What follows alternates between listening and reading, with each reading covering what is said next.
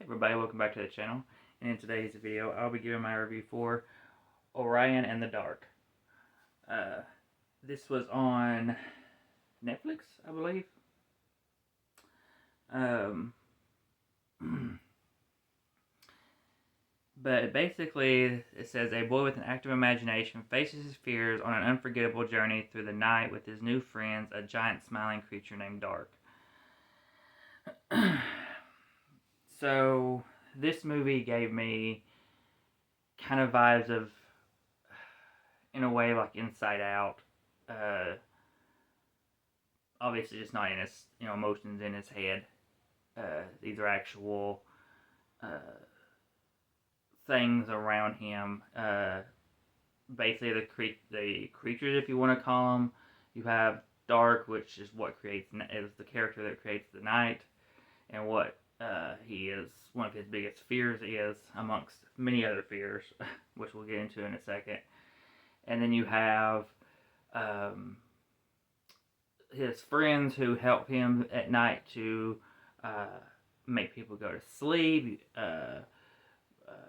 makes creepy noise, random noise to scare people at night. You got one that gives people sweet dreams. You got another character that keeps you that comes in and is supposed to keep people awake, make people stay awake, almost like anxiety, pretty much. And then you got um, one that can suck the sound out, make everything quiet around the person. Um, but so for me, the animation was good. I liked it. The animation was perfectly fine. It wasn't any like bad animation to it. The voice acting was perfectly fine. It had some comedic moments. Um, but the story itself was just kind of, it was okay. It wasn't anything overly amazing.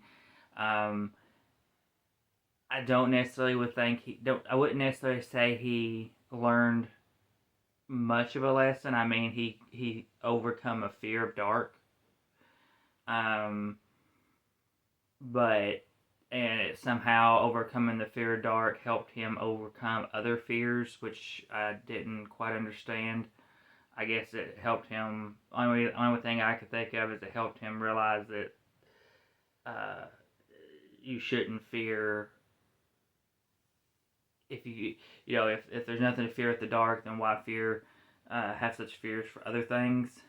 But um, that's the only thing I guess came from the biggest thing that came from that, because the character, the kid Orion, he had a lot of fears. Some of them were borderline, in my opinion, anxiety more than fears. But they called them fears. Um, and he was pretty much afraid of almost everything. I mean, there's I think a line in there where he said, where Dark says he's afraid of life, and that's pretty much um, what he is. Orion is afraid of life. Uh, but yeah, the story's fine. He learns his lesson.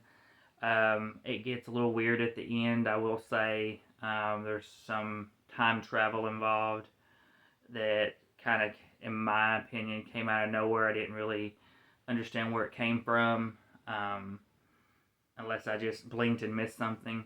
But uh, yeah, it overall was a fine film. I think a good family film that you could watch with your kids, but just nothing overly amazing. I ended up giving it a 3 out of 5. It had enough there with the cinematography and the voice acting and the story with some of the comedic moments that it warranted at least a 3 out of 5. For that kind of just average film, which is really what I kind of expected from it. I didn't expect this to be anything overly amazing. Um, Watching the trailer for it, it seemed like it was going to be a very average film. So definitely got what I expected from it, um, but yeah. So that is everything for my review for Orion in the Dark. So please come like, subscribe, hit the bell to be notified for videos, and we'll see you all in the next one.